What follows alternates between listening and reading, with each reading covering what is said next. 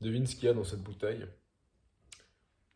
Je vais te le dire parce que en fait c'est pas interactif vu que c'est une vidéo.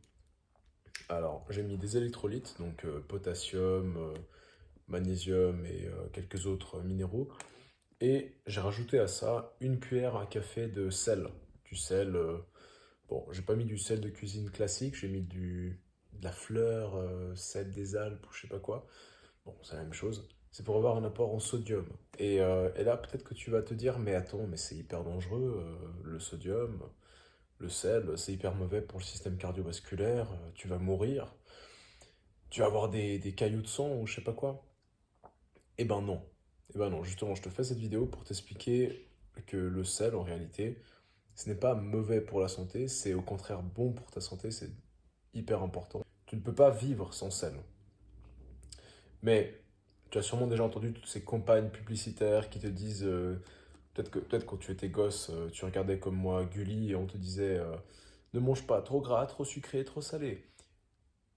Bon, après, trop gras et trop sucré, effectivement, ça fait sens, mais trop salé, bon, oui, ça fait sens aussi de pas manger trop salé, mais en réalité, le, les situations où tu risquerais de manger trop salé, ce serait si par exemple tu mangeais des plats transformés.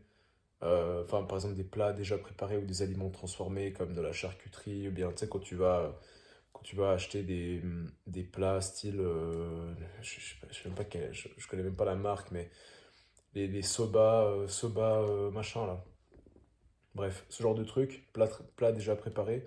Là-dedans, il y a déjà la blinde de sel, donc si tu rajoutes encore du sel, c'est mauvais. Mais si, comme moi, tu consommes majoritairement des aliments bruts, des plats que tu prépares toi-même, etc., bah là, à ce moment-là, il va falloir que tu rajoutes du sel. Surtout si tu as une activité physique régulière et intense, où tu fais par exemple de la musculation, surtout si tu fais de la course, plus tu transpires, plus tu as besoin de sel. Parce que quand tu transpires, tu perds du sel, justement, via la transpiration. Et en fait, le sodium te sert à fixer l'eau que tu ingères. Donc si tu bois 5 litres d'eau mais que tu consommes pas assez de sodium, bah, tu seras pas assez hydraté. Tu n'auras pas assez, tu n'absorberas pas l'eau que tu consommeras. Puis également, il faut avoir une bonne balance sodium-potassium. Et c'est pour ça que le matin, moi, je prends mes électrolytes avec du sodium et du potassium. Et jusqu'à maintenant, ça m'a apporté que du positif.